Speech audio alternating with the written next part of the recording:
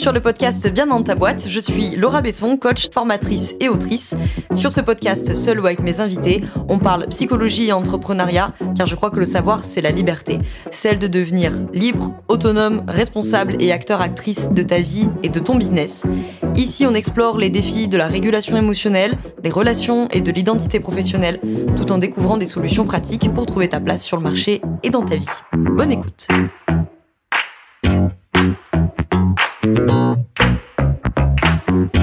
Bonjour à toi, bienvenue dans ce nouvel épisode du podcast Bien dans ta boîte. Aujourd'hui, on se retrouve et je ne suis pas toute seule puisque pour celles et ceux qui sont sur YouTube, vous voyez Jen. Pour les autres qui êtes en audio, nous recevons aujourd'hui Jennifer. On va parler de naturopathie parce que pour celles et ceux qui la connaissent, c'est peut-être ce pourquoi vous la connaissez, mais aujourd'hui on va surtout parler de système nerveux, on va parler de corps, on va du coup forcément aussi parler d'holistique au sens large, puisque du coup on va parler d'une vision globalistique, on va parler de la question de la régulation du système nerveux, on va parler d'un sujet qu'on aborde, j'allais dire pas beaucoup, pour pas dire pas du tout, dans la question de l'accompagnement, pour les pros de l'accompagnement qui nous écoutent, qui est effectivement cette question du système nerveux chez vos bénéficiaires, mais en tout premier lieu chez vous.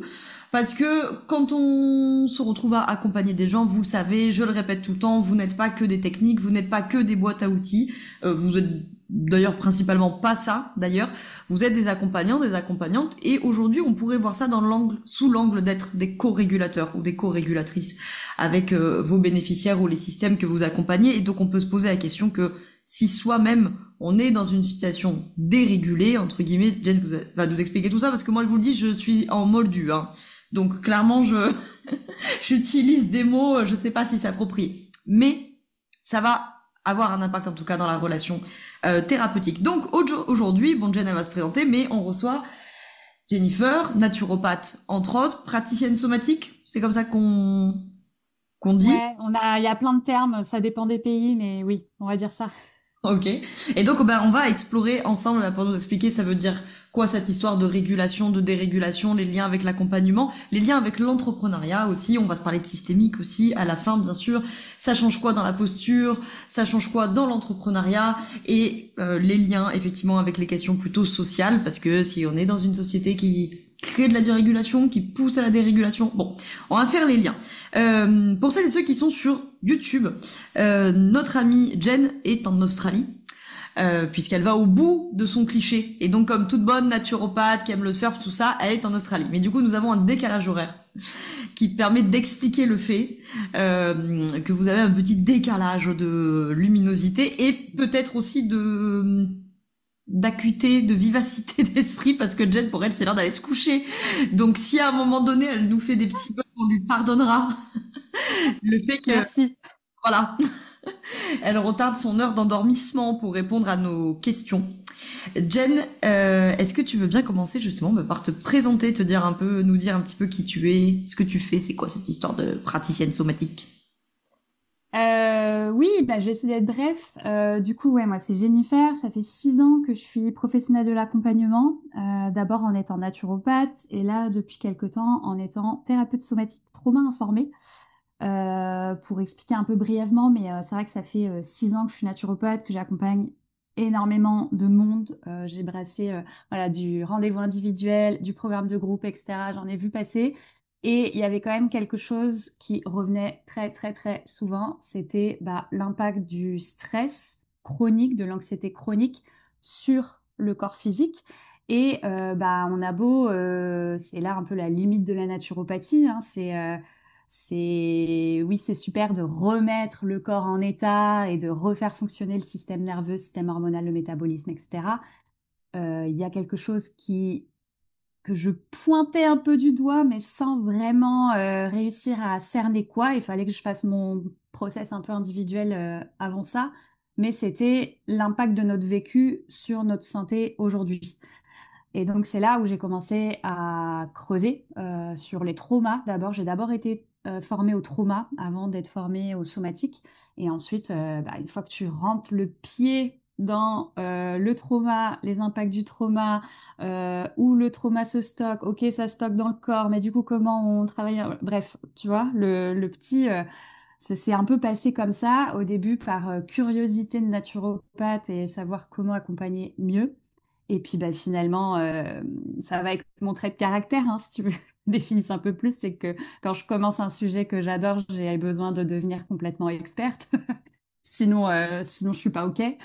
Et donc du coup, voilà, ça fait 6 ans, je suis devenue thérapeute somatique en plus, trauma informée, dans cette vision que j'ai toujours eue de cette santé qui est très globale en fait. Enfin, on peut pas pointer juste un symptôme, pointer juste ton système hormonal, juste ton cycle menstruel, juste tes maux de tête, juste ton... En fait, on est juste un ensemble de vécus, de choses, et en fait, ça allait dans la globalité de se dire, en fait, on est juste des êtres hyper complexes, dans un environnement complexe, et tout, en fait, se répercute. Et donc, c'était un peu dans cette vision-là, et c'est, bah, je pense qu'on va pas mal en parler ce soir.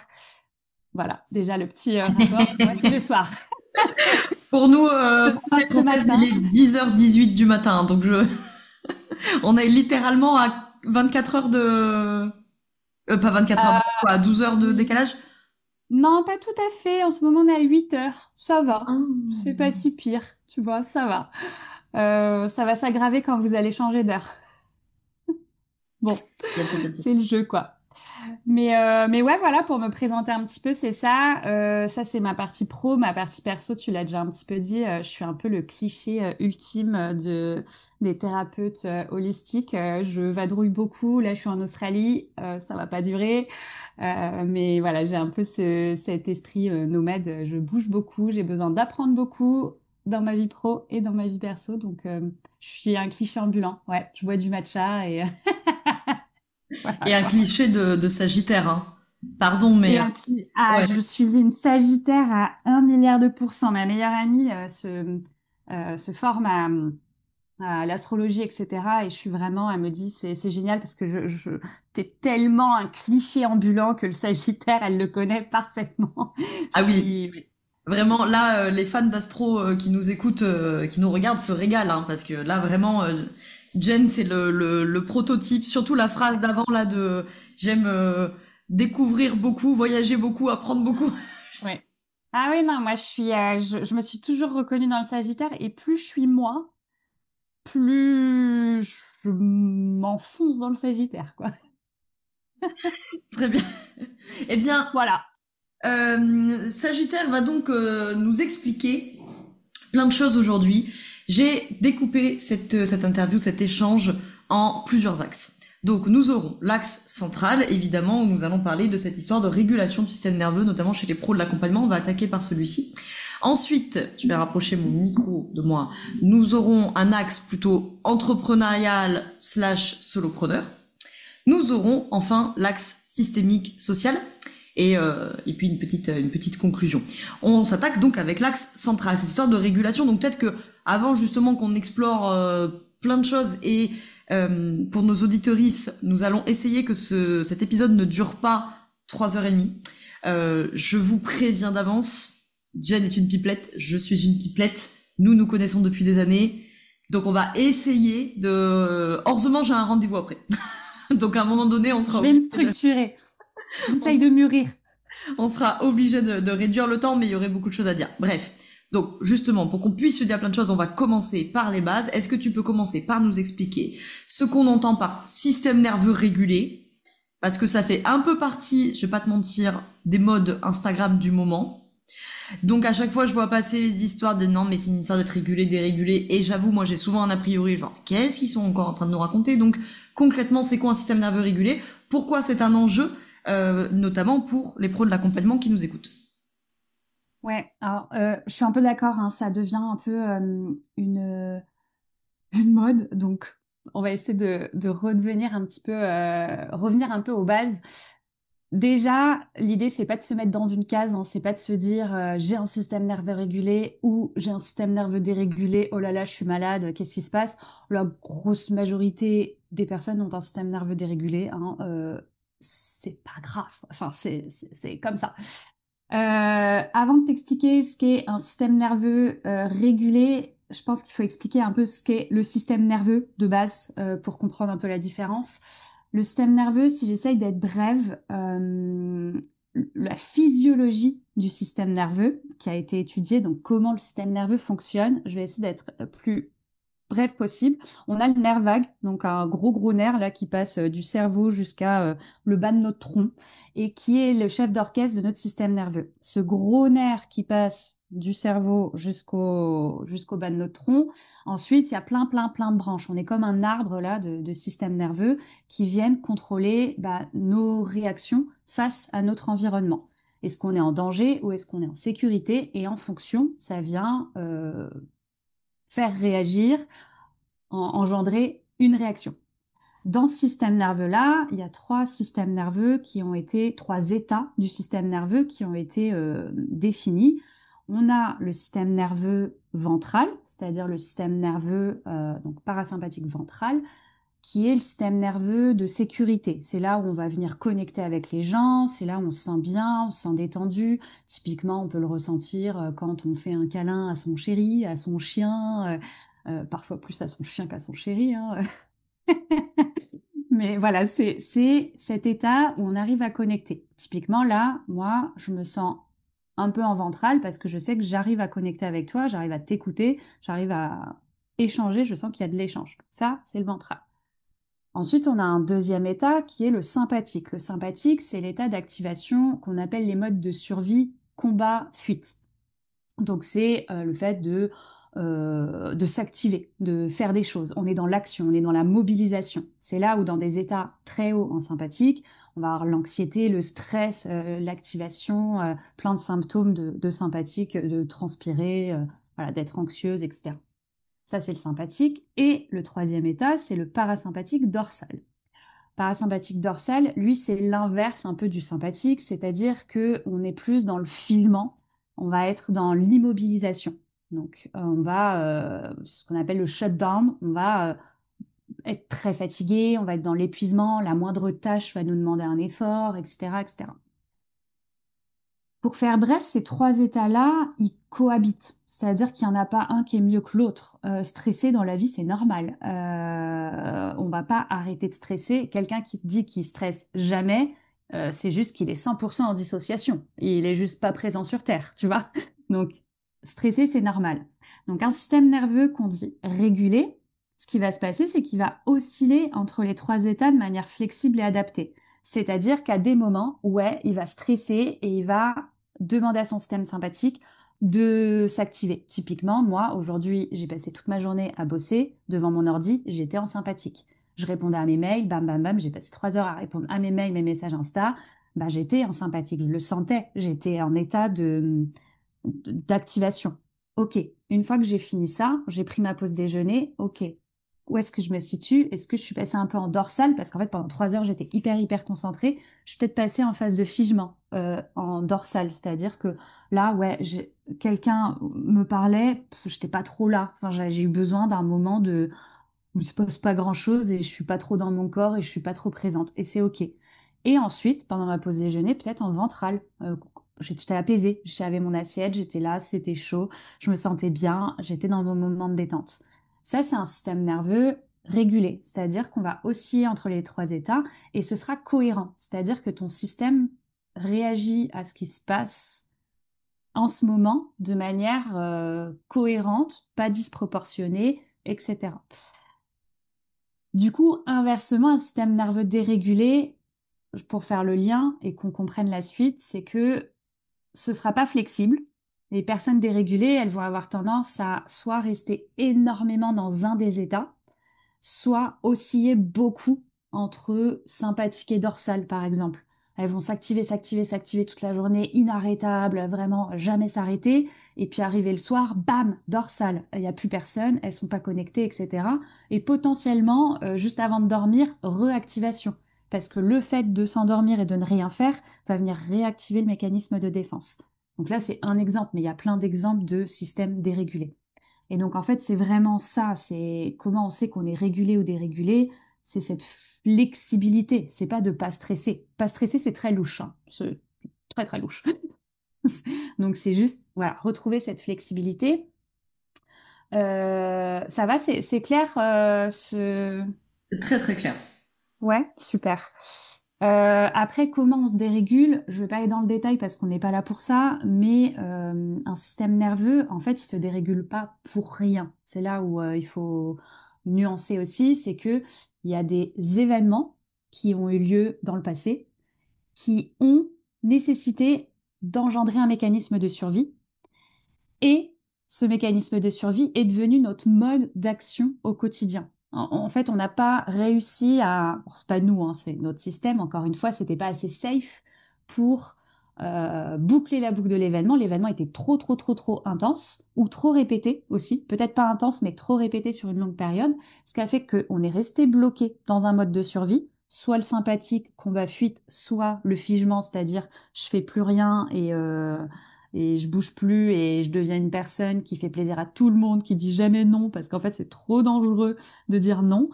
Donc on se retrouve bloqué dans un mode et puis finalement, 20 ans après, on est toujours bloqué sur ce mode-là et on trouve jamais le ventral. Et on se retrouve dans un système nerveux qui a pas de flexibilité. Et donc les événements du quotidien, ils vont venir nous faire réagir de manière hyper insécuritaire, hyper unsafe, et on trouvera pas cette flexibilité-là, quoi. Ok? Alors, quand tu dis que par exemple dans un système nerveux dérégulé, il y a des gens qui vont être principalement bloqués entre guillemets, par exemple dans le système nerveux sympathique ou dans le parasympathique dorsal. Ça veut dire quoi concrètement bloqué? Ça veut dire par exemple quelqu'un qui est bloqué entre guillemets, qui est principalement en sympathique, qui est toujours en train de s'activer, etc. C'est quoi? C'est que c'est une production des neurotransmetteurs, d'adrénaline, de noradrénaline, etc., qui est beaucoup plus importante, et donc du coup ils sont tout le temps là-dedans, parce que du coup c'est leur système nerveux qui est suractivé, le système nerveux sympathique qui est suractivé, c'est ça? Alors, oui et non. En fait, c'est vraiment, c'est une sorte d'apprentissage. Le système nerveux, la régulation du système nerveux, moi, je le compare un peu à de la kiné. C'est-à-dire que, demain, tu te tords la cheville. T'as un trauma physique. Ton trauma physique nécessite que tu ailles chez le kiné. Et chez le kiné, on va te faire faire des exercices pour que tu ne gardes pas de séquelles de ton trauma physique. Ça paraît clair pour absolument tout le monde. Pour ce qui est des traumas émotionnels, c'est-à-dire que des événements qui te sont arrivés dans ta vie et qui n'ont pas trouvé de réponse adaptée et qui ont du coup dû te faire sortir tes mécanismes de défense, ces traumas-là émotionnels, on n'a pas rééduqué le système à ne pas garder de séquelles de cet événement-là. Et donc, en fait, la régulation du système nerveux, c'est là où ça se casse, c'est-à-dire que c'est réapprendre à avoir des réactions comme tu avais avant cet événement-là, sans que cet événement-là ait marqué. Donc, comment répondre à ta question? J'ai perdu le fil. Moi ma question c'était par exemple une suractivation sympathique, est-ce que c'est neurotransmetteur Voilà, ouais. Et donc, en fait, je reprends c'est pour ça, je suis partie loin et je reviens. Et donc en fait, c'est pas une question de. Alors effectivement, la conséquence, ça va être que tu vas produire énormément de cortisol et d'adrénaline, le fait d'être en sympathique. Mais c'est une conséquence. C'est pas parce que tu sécrètes trop d'hormones, cortisol, adrénaline, que tu restes bloqué. C'est parce que tu as vécu un ou des événements qui ont nécessité que tu actives le mécanisme combat-fuite, donc le sympathique.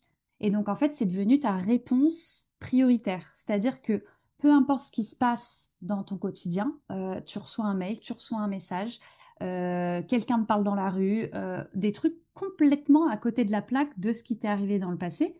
Mais chaque interaction, potentiellement, va venir réactiver le même mécanisme parce que tout devient un peu danger. Et donc là, effectivement, la conséquence, c'est que en plus, c'est des terrains qui, du coup, vont physiologiquement sécréter plus de cortisol, d'adrénaline, etc. Donc c'est là où on commence à avoir des conséquences sur notre physique et sur notre santé physique. C'est un peu le schmilblick du truc. Mais c'est pour ça qu'on va se bloquer dans le sympathique. C'est juste que c'est devenu notre seul mécanisme pour vivre. Tu vois, on est dans cet état où tout devient danger parce que on n'a pas pu boucler ce qui s'est passé dans le passé, quoi. C'est un peu plus clair ou pas? Oui, oui, oui. Je fais plein de liens avant qu'on reprenne nos questions préparées. Il y en a deux qui me viennent. Le premier, c'est la question traumatique. Tu l'as évoqué dans ta présentation. Euh, Petite parenthèse pour celles et ceux qui nous écoutent, on vous mettra dans la description le lien vers un épisode qu'on avait fait avec Chloé Chaperon, qui est une des psys qui intervient dans la formation à la posture et qui est venue 2 fois sur le podcast, une fois pour vous parler de maternité, des liens avec la vie psychique, et une fois pour parler de trauma. Donc on le mettra dans la description si vous voulez l'écouter, le réécouter, faire les liens, parce que Chloé vous en parle uniquement dans la sphère psychique, et donc ça, j'imagine, je ne sais pas encore ce que Jen va dire, mais qu'il y aura sûrement des liens intéressants à faire. En tout cas, moi ce qui m'y a fait penser, bon, tu en as parlé en intro, mais après, au bout d'un moment, tu disais des événements qui ont été vécus traumatiques ou répétés, enfin traumatiques au sens très fort, impactants et ou qui ont été répétés. Ce qui me fait le lien avec la classification que fait le DSM maintenant du trauma, sur le trauma type 1 d'un événement ponctuel très violent, des traumas type 2 qui sont plutôt le climat traumatique avec des événements répétés, voire des fois type 3 pour spécifier ce climat spécifique aux figures d'attachement. Est-ce que du coup on peut faire un lien avec ça? Est-ce qu'on peut faire des liens entre C'est la même chose. Hmm. C'est la même chose. On part, c'est ces événements-là, ce qu'a montré plusieurs, c'est Stephen. Enfin, je te redirai de toute façon les noms, mais t'as Peter Levine, Stephen Porges, je sais pas dire l'accent. Bref, t'en as plusieurs qui ont étudié ça. Euh, on part de la même chose, trauma. Alors, après, on les appelle des fois différemment, tu vois. Par exemple, moi, dans mes formations, ça va être le trauma développemental, le trauma aigu, le trauma, etc. Mais en fait, c'est exactement la même chose. C'est-à-dire que c'est juste des définitions différentes, mais on part de la même chose. C'est-à-dire que c'est des événements qui ont été vécus par le passé et qui n'ont pas trouvé de résolution. Et c'est là où typiquement la théorie polyvagale, donc tout ce qui est système nerveux, régulation, ça vient de la théorie polyvagale, ça vient de là, c'est-à-dire que à la base ils ont étudié des personnes qui ont vécu la guerre et ça faisait 20 ans qu'ils voyaient des thérapeutes, 20 ans qu'ils étaient sous médicaments et pour autant une porte qui claque ou un son dans la rue les faisait réagir de la même manière et les remettait exactement dans le même état traumatique qu'il y a 20 ans. Et donc c'est là où ils se sont dit, il y a un truc qu'on pige pas du système nerveux, il y a un truc qu'on ne pige pas dans la psychologie, il nous manque une pièce du puzzle. Et la pièce du puzzle, c'est la fameuse théorie polyvagale qui explique qui a étudié que le trauma, tel que toi tu le définis, en fait, on parle de là exactement la même chose, c'est un événement traumatique qui soit aigu, microagression, qui répété, bref, peu m'importe, qui a pas eu la capacité de se stocker dans le cerveau. Donc, le trauma se loge pas dans le cerveau déconnecte. Quand il se passe un événement trop important, le cerveau déconnecte, ne l'enregistre pas, et finalement, c'est notre corps qui va l'enregistrer. C'est notre corps qui va se crisper, qui va se tendre, notre ventre qui va se broyer. On va se souvenir d'odeur, on va se souvenir de bruit, on va se souvenir, mais on va pas se souvenir exactement de l'événement dans le rationnel. Donc, on aura beau en parler pendant 1000 ans de cet événement-là, le corps, il a complètement intégré les réactions traumatiques. Et donc, c'est ça où vient se caler la théorie polyvagale, la thérapie somatique, etc. C'est comment je viens décharger le corps de cette surcharge traumatique qui finalement maintient le corps dans cet état de survie 10 ans, 15 ans, 20 ans après, parce qu'il a appris que quand il se passait ce son, quand il se passait ce regard dans la rue, il fallait qu'il se fige et qu'il se défende. Et donc c'est là où en fait c'est complémentaire. La psychologie, la théorie polyvagale, en fait c'est hyper complémentaire et on part de la même source. Hein. Le trauma, c'est la même chose pour toutes les sources, quoi. Oui, la théorie polyvagale dont vous parle Chloé dans le podcast, je ne sais plus. En tout cas, ça fait partie du module qu'elle enseigne dans la formation posture, donc peut-être qu'elle en a parlé dans le podcast. Quand tu me dis ça peut pas se stocker dans le cerveau il débranche, est-ce que tu es en train de nous parler de phénomènes dissociatifs? En quel cas et où la dissociation dans ton monde à toi, c'est quoi concrètement? En dehors de la psycho, dans la partie plus physiologique, la dissociation, c'est quoi? C'est avoir tout passé en parasympathique dorsal? Dis-nous. Ouais. La dissociation dans la théorie polyvagale, Ouais. Comment expliquer? En fait, ce qu'ils ont montré, c'est il y a plusieurs choses dans la dissociation. J'essaye de réorganiser mes idées. Que ce soit clair. Tu...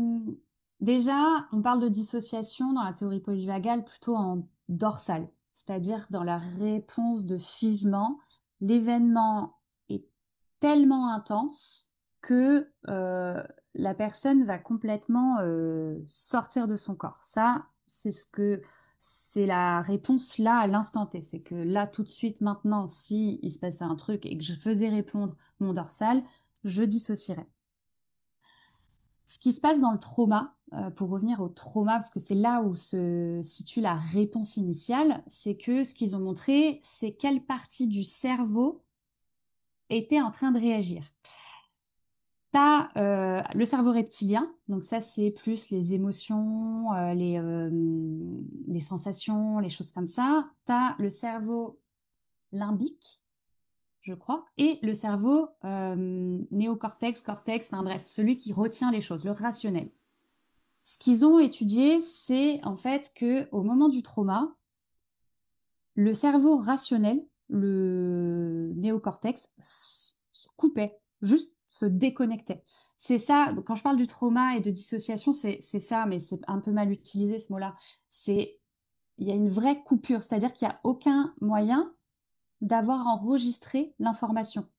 Ça se situe à d'autres niveaux, à des niveaux émotionnels, à des niveaux corporels, à des niveaux sensoriels, à des niveaux, mais pas dans la tête, pas dans la tête comme nous on l'entend, pas dans le cerveau rationnel. Juste, ça s'imprime pas. C'est le Est-ce que tu veux dire, mécanisme. pour qu'on se comprenne bien, que c'est les aires néocorticales qui ne reçoivent plus d'informations, en fait? Oui, c'est Ouais, ça. ok. C'est en fait ton mécanisme de survie, physiologiquement, se situe dans des sphères du cerveau de l'immédiat, du là maintenant tout de suite, et je coupe tout le reste parce que en ce moment là tout de suite, je meurs si je fais pas ça. Et donc ce qu'ils ont montré dans leurs études, c'est qu'effectivement le message se coupait complètement, ne s'imprégnait pas. Et donc, je sais pas si ça répond à ta question, mais en tout cas, voilà comment enfin, c'est étudié dans la théorie polyvagale. Et donc j'imagine, alors enfin, ça je sais pas si tu l'as étudié, est-ce que ça peut avoir des liens avec les questions d'amnésie traumatique? Est-ce que du coup les aires de la mémoire, genre l'hippocampe, etc., vont se retrouver plus renseignées? Faut dire ça comme ça? Ouais, c'est ça. Bah exactement. En fait, ça coupe le message. C'est pour ça, effectivement, les amnésies traumatiques, on va dans le somatique, on l'étudie énormément parce que forcément, il n'y a plus de souvenirs rationnels. Donc, le seule chose qui nous reste, et ce qui est énorme, c'est le souvenir corporel.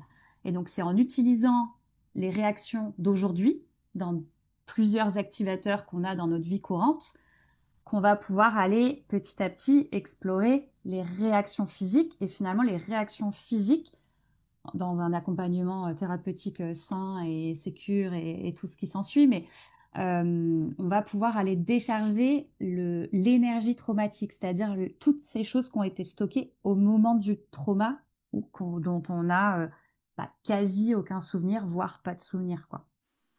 Et qu'est-ce qui fait du coup que tous les traumas font pas amnésie? C'est l'intensité du signal?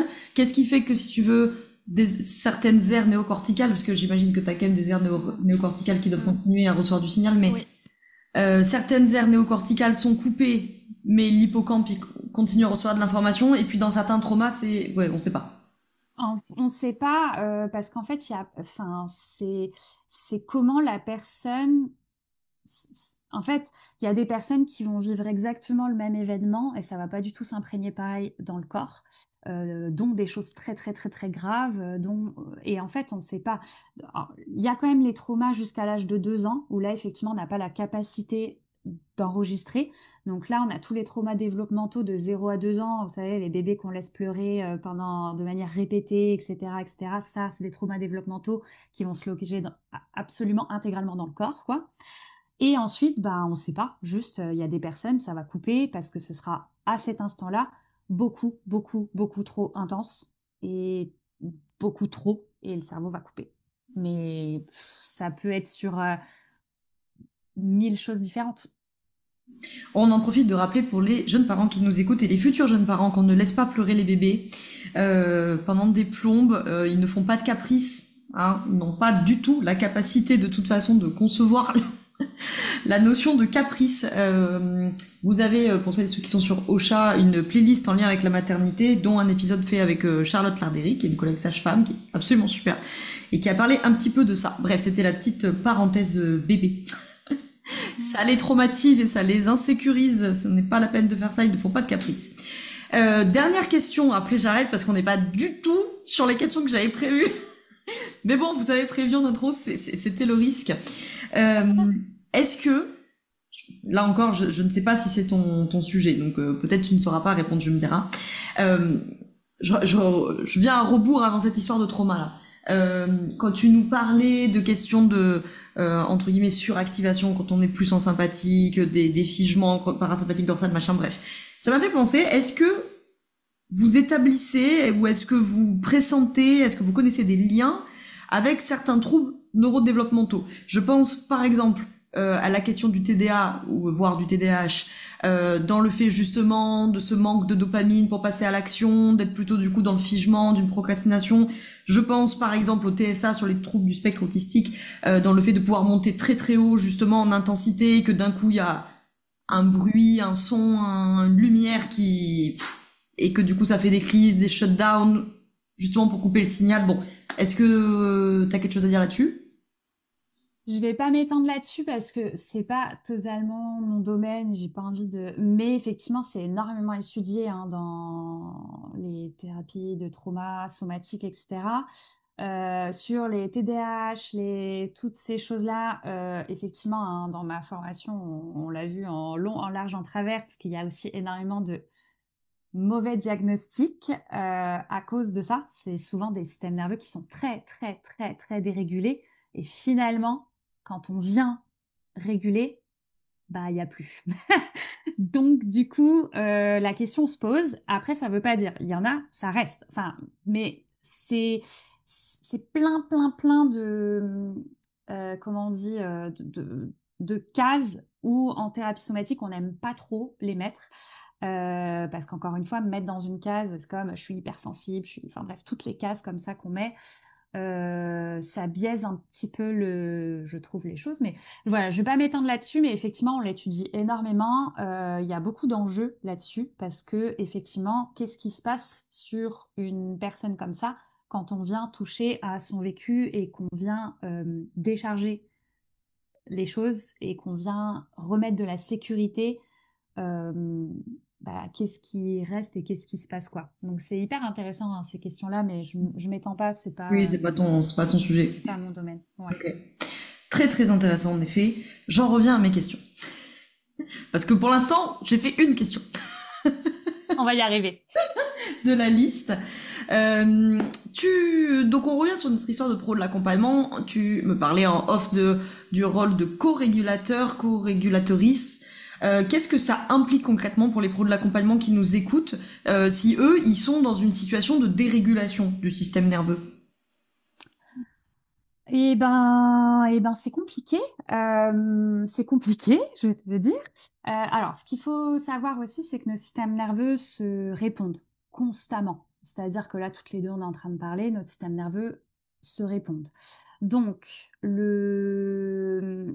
pour le thérapeute, l'accompagnant, c'est hyper important d'être régulé parce que si tu veux amener ton client, ton bénéficiaire quelque part, il faut pas que toi, tu réveilles des triggers, des activateurs, tu vois, des choses comme ça chez ton bénéficiaire.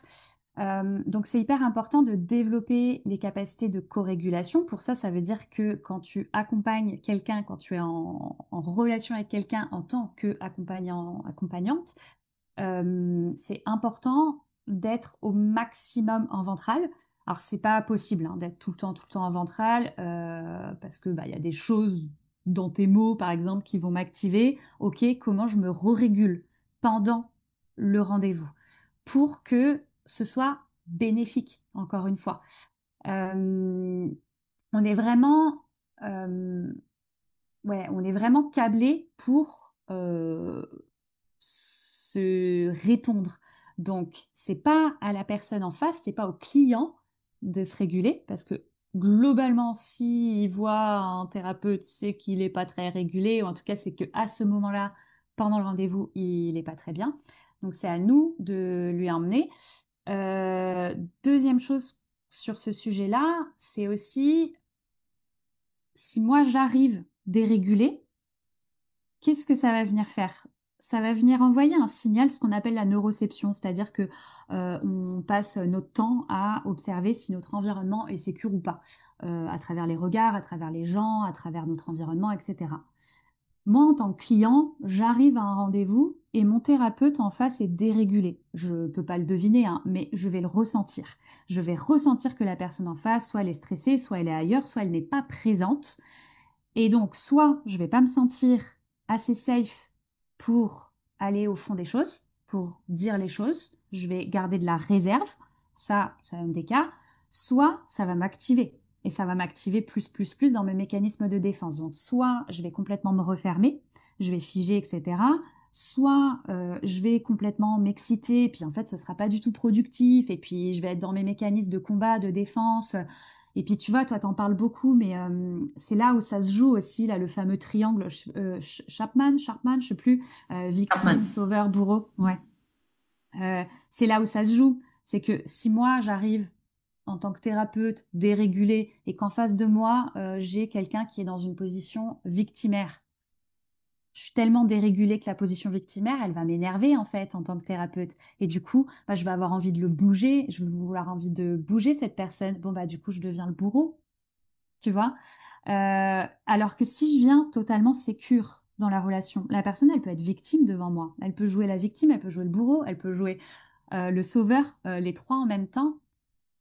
Moi, j'ai de la clarté mentale et de la sécurité qui fait que j'observe, j'ai la capacité d'observer ce qui est en train de se dérouler devant mes yeux, mais en face, mais je reste assez sécure et solide, ce qui permet à la personne en face, du coup, de sortir de ça, ou en tout cas de, tu vois, d'avoir des ressources pour sortir de ça. Je sais pas si ça répond à la Mm. question, mais en Si, tout si, cas, si. Non, non, c'est hyper intéressant. Ça a répondu un peu à la question que j'avais après. Je la nomme rapidement si jamais tu veux compléter, mais tu as déjà en partie répondu, hein, qui était le rapport entre ce système nerveux régulé, dérégulé et la qualité de la relation d'accompagnement. Donc, tu as déjà beaucoup répondu. Tu veux ajouter quelque chose que tu aurais pas dit ou... bah, la qualité de l'accompagnement, si, bah, il y a cette notion que si tu es en ventral, t'apportes une chose fondamentale pour ton client, c'est la sécurité. S'il y a un truc à retenir, c'est ça. C'est qu'en fait, la personne, tu peux venir avec tous les outils que tu veux. Si ton client en face de toi, il est pas sécure au moment de la relation, il va rien retenir. Il va être que dans le mental et en fait, ça va pas s'intégrer, tu vois. Donc, c'est juste ta posture, elle a juste à être sécuritaire pour que ton bénéficiaire, il puisse, tu vois, à intégrer en fait les choses, quoi. C'est vraiment très très complémentaire, hein, avec la question de la posture. Hein. Ça commence à me donner plein d'idées dans ma tête là. Mais énormément. C'est pour ça que j'adore ce que tu fais. Ben justement, parlons-nous un petit peu dans notre axe entrepreneurial, slash posture de solopreneur, entrepreneur solo, travailleur indépendant, travailleuse indépendante. Vous trouverez l'appellation qui vous convient le mieux quand on entreprend, mais là je parle particulièrement de ceux qui entreprennent seuls. Ou ceux qui sont seuls chez eux, ou au coworking, ou j'en sais rien, mais enfin bref, dans l'activité en solitude, nos croyances, nos histoires passées, les peurs, les traumas, etc. T'as nommé plein de choses. Donc, on a très bien compris, ont beaucoup d'impact, beaucoup d'influence sur notre vie actuelle, et donc j'imagine bien sur notre activité d'indépendante aussi. J'imagine que si ça impacte toute ta vie, ça n'épargne pas ce truc-là.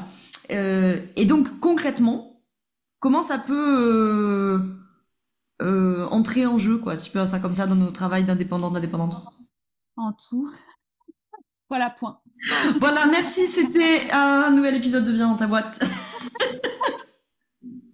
Ouais, c'est dur à résumer, mais pour ça, je vais peut-être revenir au principe de neuroception, le fait que tu scannes constamment ton environnement. C'est complètement involontaire, hein, tu le fais pas exprès, mais constamment, tu scannes ton environnement pour savoir s'il est sécure ou pas sécure. Et donc, en fait, toutes tes actions vont être embarquées là-dedans. C'est-à-dire que je prends l'exemple de poster sur Instagram, faire ta communication, etc., etc. On est tout le temps en ambivalence entre ce qu'il faut faire pour notre business, poster sur Instagram, faire de la communication, etc., et comment notre système nerveux réagit à cette action. C'est-à-dire que poster sur Instagram, je dis ça parce que je pense que tout le monde qui écoute le podcast poste sur Instagram, donc au moins c'est un exemple facile. Ça va pas avoir le même impact par les gens. C'est-à-dire qu'il y a des personnes, par exemple, qui ont un besoin viscéral d'être aimés de par leur passé et leur système nerveux, s'ils sont pas aimés, se met en mécanisme de survie. Sauf que du coup, ces personnes-là, elles vont poster un post, deux posts, trois posts, il n'y aura pas assez de likes pour leur système, elles vont finir en shutdown. Et pendant des semaines et des mois, elles vont plus rien poster et chaque tâche va être difficile parce qu'elles vont se dire, bah du coup c'est de la merde, c'est de la merde ce que je fais, etc. Inversement, on a d'autres personnes se montrer sur Instagram, ça va venir réveiller des mécanismes de défense hyper durs parce que dans leur passé, elles ont vécu de l'humiliation, elles ont vécu des agressions, elles ont vécu des choses qui fait que leur système, dès qu'ils se forcent à poster, va se mettre en peut-être en sympathique, peut-être en activation, en énorme anxiété. Ils vont aller regarder la liste de toutes les personnes qui ont liké pour voir si c'est sécure, etc., etc. Donc en fait, là, je donne une micro-action.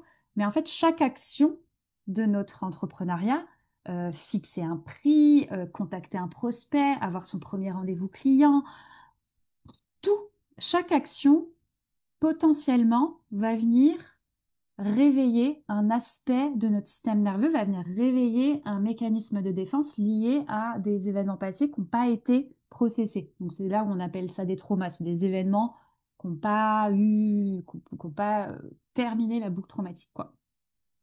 Donc ça, c'est la première chose où, pour moi, c'est fondamental, c'est si beaucoup de choses, de tâches que tu fais réactivent tout le temps ton système nerveux, bah effectivement, tu peux pas entreprendre de manière sereine, etc. Et t'as beau connaître toutes les stratégies de la Terre, bah ça marchera pas.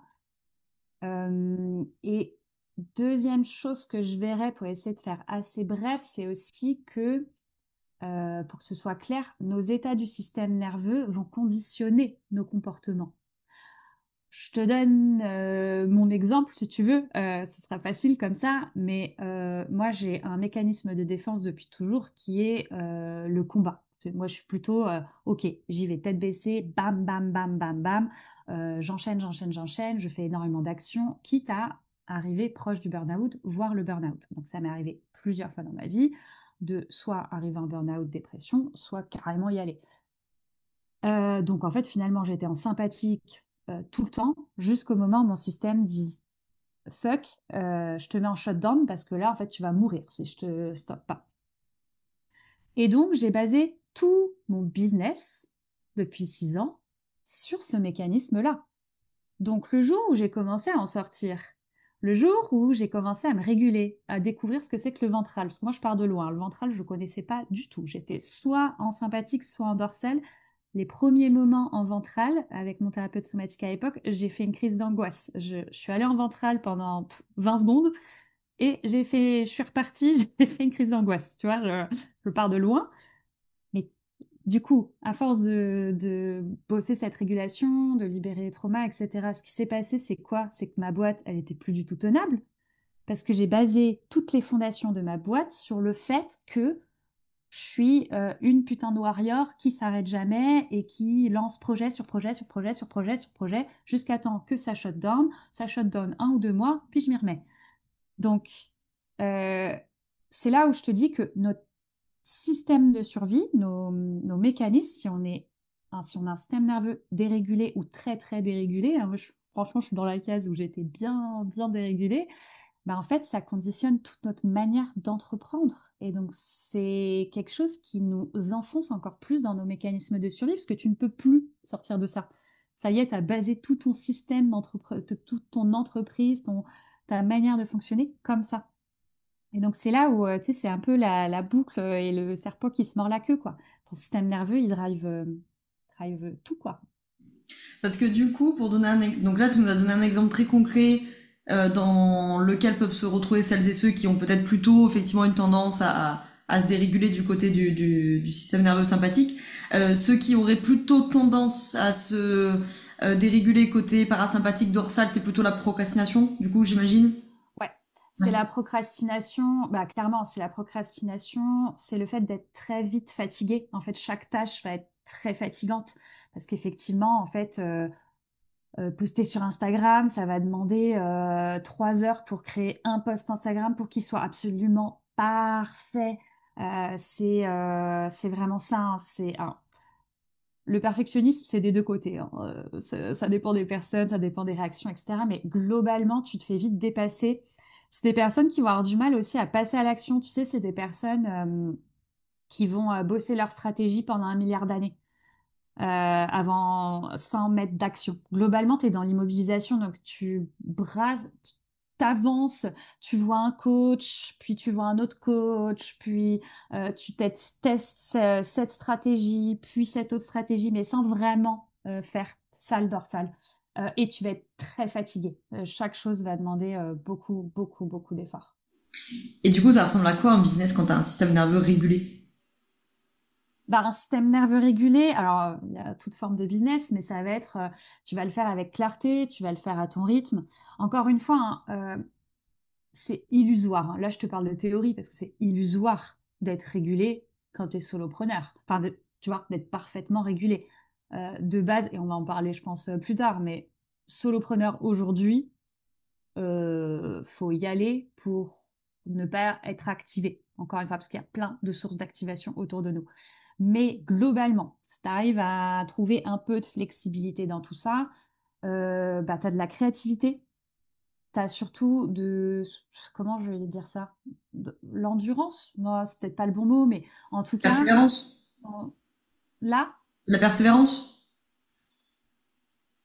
ouais, je Il y a un dirais pas truc ce de... mot-là parce que je pense que le sympathique, il est très très persévérant. C'est plus le côté, c'est un petit footing, alors Ouais, qui s'accroche t'as un jamais, hein. rythme de croisière, quoi. T'as un rythme de croisière qui est sain, des fois t'as des pics, des rushs, mais après les rushs, t'arrives à te calmer. C'est-à-dire que tu fais un gros lancement, ok, t'es dans le sympathique, mais après avoir fait ton gros lancement, bah c'est complètement ok pour toi de prendre 4 jours off. Tu te sens pas activé, tu redescends. Donc en fait, c'est le fait, alors je dirais pas un long fleuve tranquille, mais plutôt que ce soit des vagues. C'est-à-dire que ça monte, ça descend, tu prends des vacances, t'arrives à euh, un système nerveux régulé aussi, il prend ses décisions dans le ventral. C'est là la différence. C'est-à-dire que moi, c'est ce que j'apprends à faire depuis quelque temps et ça change absolument tout. C'est quand tu prends des décisions, c'est pas basé sur tes croyances, tes peurs, ta peur de manquer. Tu regardes ce que ça fait dans ton corps. Demain, on me propose un contrat. Ma peur de manquer, mes croyances, elles auraient foncé. Bon, c'est combien? Ok. J'exagère, mais voilà, tu vois.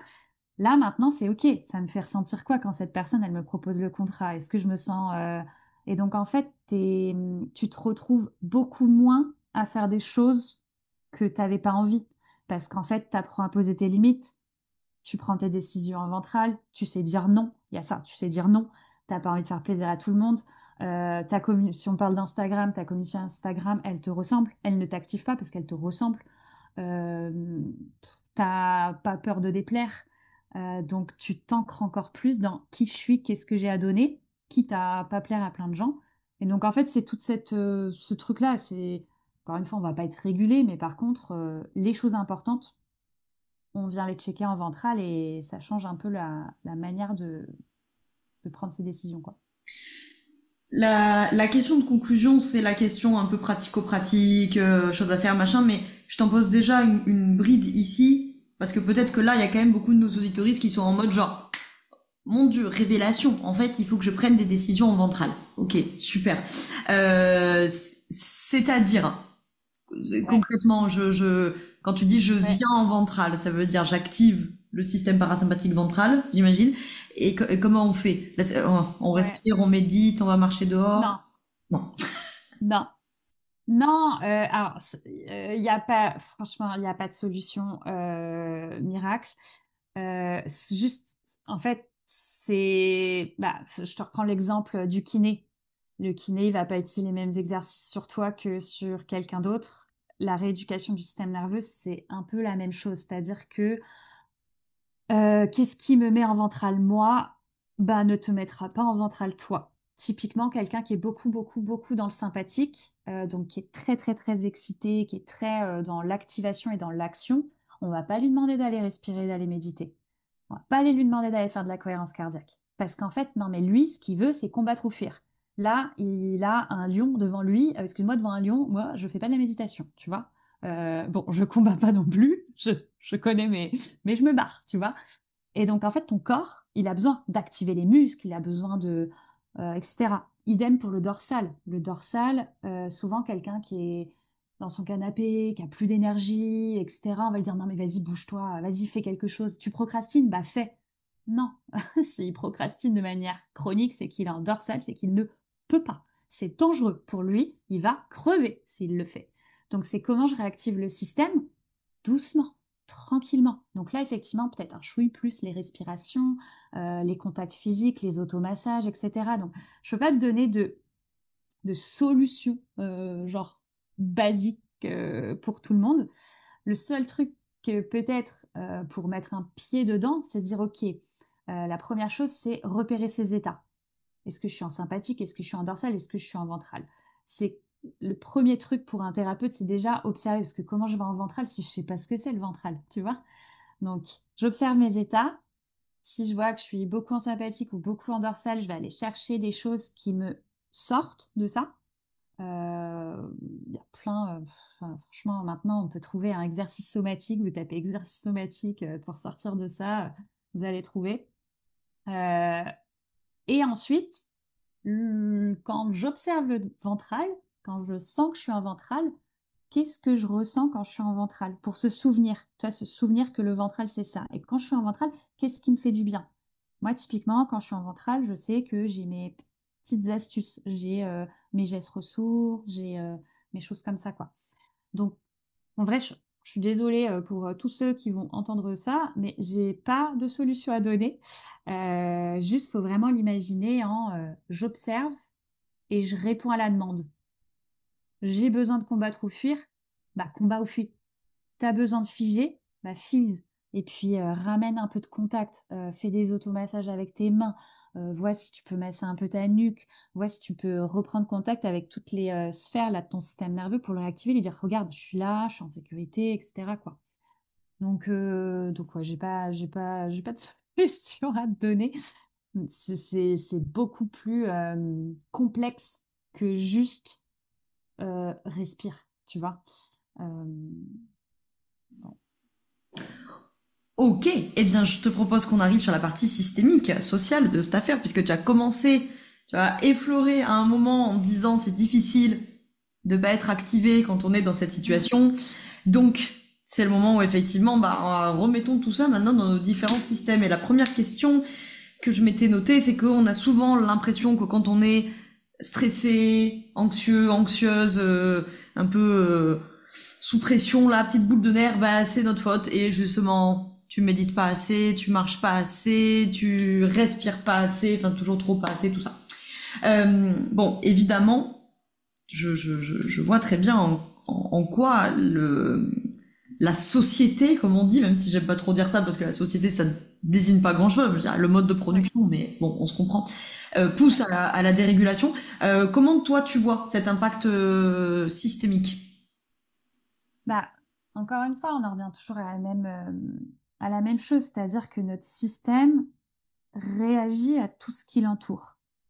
Donc, tu peux pas aujourd'hui vivre dans ta petite bulle de régulation. D'ailleurs, tu pourrais pas parce que l'humain a besoin de contact avec les autres humains. Donc, l'humain t'abîme, mais l'humain te répare. Donc, on est dans un truc un peu, voilà. Et donc, en fait, tu peux pas vivre dans cette petite bulle. Et on est dans une société. j'aime pas trop ce mot-là non plus, mais de suractivation constante. On en parle pour les entrepreneurs, mais tu as plein de choses. On parle de l'entrepreneuriat. En fait, c'est constant. Il faut être tout le temps productif, il faut être tout le temps visible, il faut être tout le temps connecté, il faut des stratégies constantes. Les stratégies, en plus, elles changent tous les 4 matins, donc tu as l'impression d'avoir capté une stratégie, puis en fait, il y en a une autre qui sort, et puis en plus, il y a un autre coach qui te sort un autre truc, et puis après, ça ne s'arrête pas. Donc, quand tu es entrepreneur et que tu veux faire grandir ton entreprise ou en tout cas la faire vivre ou peu m'importe, en fait, tu as une sorte de suractivation constante de ton système qui vient toujours à nouveau faire réagir ton système nerveux où on vient te cibler le tu n'es pas assez, c'est pas assez ce que tu fais, etc., etc. Et du coup, ça vient engendrer tes mécanismes de défense. Mais si on va encore plus loin, il y a ça, il y a la sphère alors, gouvernementale, appelle ça comme tu veux, mais typiquement, pour les entrepreneurs, comment aujourd'hui être régulé?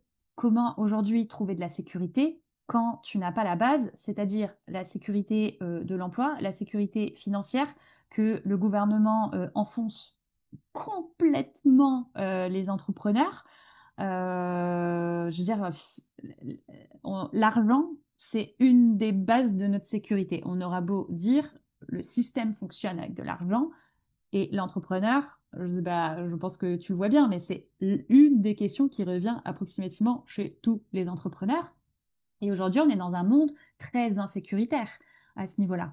Donc, tu ne peux pas te réguler à 100% quand tu es à ton compte, pour moi, quand tu te prends des mesures gouvernementales couche sur couche depuis toujours et qui viennent t'enfoncer. Donc, tu vois, c'est encore une fois, l'idée de réguler son système nerveux, c'est pas de trouver de la sécurité là où il y en a pas.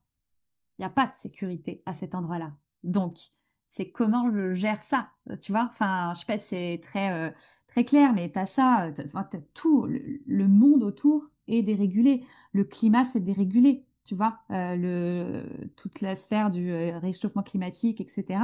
C'est-à-dire que ta propre vie est potentiellement en danger. Et on te le rappelle approximativement tous les jours. Donc, c'est illusoire de se dire, je vais me réguler, je vais aller libérer mes traumas, et puis c'est génial, je vais aller trop bien. Et je vais avoir un business de malade. Non, tu vois, c'est ok. Moi, je reste convaincue qu'effectivement, une société plus régulée permettrait d'avoir des décisions plus intelligentes, plus collectives, plus bref, tout ce que tu veux sera illusoire. Écoute, si les gens du gouvernement veulent venir en thérapie avec moi, je les prends gratos. Mon Dieu, c'est moi qui serais dérégulée. Mais ouais, tu vois, c'est encore une fois, on vit dans un monde qui est totalement dérégulé avec des inégalités constantes qui créent du coup de l'injustice. Cette injustice, je vais pas aller chercher à trouver de la sécurité en moi dans mon système face à des injustices, face à des clivages, face à, tu vois, donc je sais même plus c'est quoi ta question tellement tu vois, c'est une question qui c'est pas être stressé, anxieux quand on est solopreneur. Ben, ce serait bizarre de pas l'être. Tu vois, encore une fois, c'est pas de notre faute, on est dans un monde qui fait qu'aujourd'hui, ben, c'est hyper insécuritaire d'être à ce statut-là. C'est hyper insécuritaire d'être humain de toute manière en ce moment, mais globalement, on a un statut insécuritaire. Encore plus, toi, tu as beaucoup de pros de l'accompagnement, etc. C'est ce qui c'est très comment on dit visé, hein, c'est très tu vois enfin moi je suis naturopathe, laisse tomber le nombre de fois où j'ai chopé t'es un charlatan, t'es machin, tes trucs, donc tu ne peux pas trouver de sécurité dans tout ça, quoi. Enfin, tu peux pas, on s'entend, quoi. Je vais commencer avec une petite provocation, mais qui est ramenée sur une vraie question.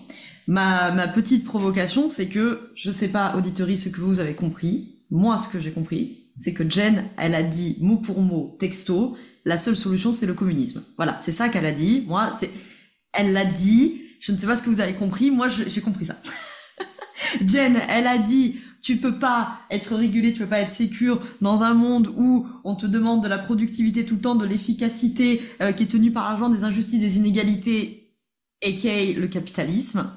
Jen vient de dire le communisme est la solution à tout. Moi, je dis ça, je dis rien, c'est pas moi qui l'ai dit, camarade, c'est pas moi. Hein. Non, mais sérieux, du coup, au-delà de la blague, premier degré, ce que j'entends, c'est que tu nous as parlé effectivement de productivité. Il faut être productif tout le temps, blablabla, faut être efficace, faut être compétitif, machin, blablabla. Choses que tu n'as pas dit, mais qui vont avec. Hein, faut être flexible, faut s'adapter aux nouvelles tendances, aux nouvelles modes sur Instagram, le dernier coach, machin. L'argent, bien entendu, qui effectivement se retrouve être un indispensable, hein, bien entendu, de notre sécurité matérielle et donc aussi psycho-affective. Les injustices, les inégalités. Bon, dans mon monde à moi, bah, on appelle ça le mode de production capitaliste. Donc du coup, j'arrive à une question vraiment premier degré, qui est quel changement sociaux il faudrait pour avoir plus de régulation. Eh bah, ouf.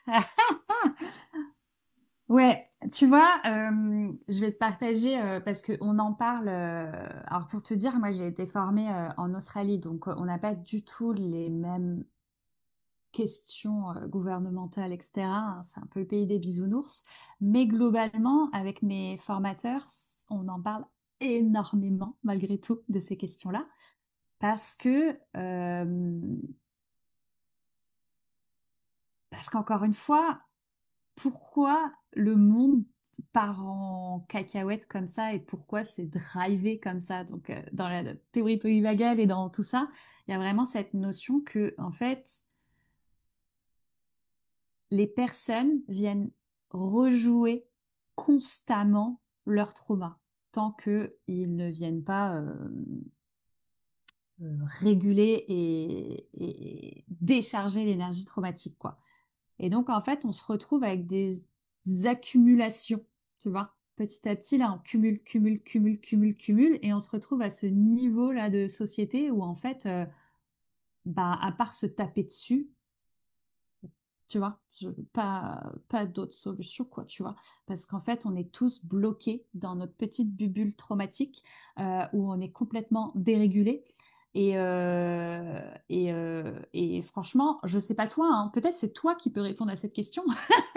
Parce que moi, de mon point de vue, je me dis juste que je fais ma part, c'est-à-dire que pour moi, un monde plus régulé permettra d'avoir des décisions plus intelligentes et plus collectives qui ne répondra pas à des traumas individuels ou des traumas collectifs. Parce que là, on se trimballe énormément de traumas collectifs, culturels, comme des poupées russes, là, qui se cumulent et qui, du coup, on n'a plus aucune notion de... Je trouve pas mon mot. C'est le soir, hein, moi, je suis couchée, là, normalement, dans 1 heure. Je suis une couche tôt, en plus. C'est l'heure de la tisane, là. Hein. C'est l'heure de Faut y la aller, là. tisane. Faut y aller, mamie. Ouais, je suis persuadée que,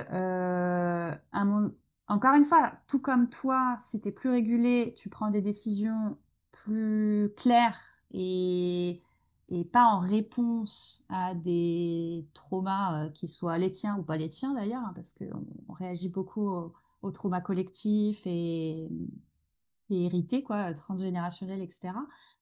Ben, si tout le monde bah, en fait, si tout le monde allait chez le psy, non, pas, en tout cas, chez le bon psy, la société irait mieux. Non, je sais pas si toi t'as un avis, enfin, si, je sais que t'as un avis sur cette question, donc je serais intéressée. Mais, moi, je suis un peu démunie, enfin, j'ai pas de réponse, franchement, je me sens un peu démunie à me dire, bah, je vais faire ma part et faire en sorte que les gens soient le moins impactés possible. Et pour moi, ce sera l'effet boule de neige, quoi.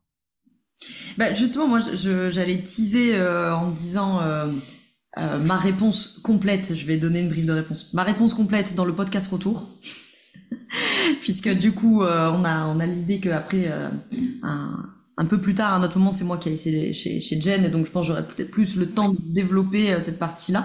Bah, moi, ma réponse, c'est que, alors autant je vois très bien dans un sens, si tu veux. Ça va pas être très marxiste ce que je vais dire. Je vais me contrarier toute seule. Disons, mon a priori structuraliste voit très bien comment les structures, effectivement, vont engendrer ce genre de symptômes et de manifestations sur les individus.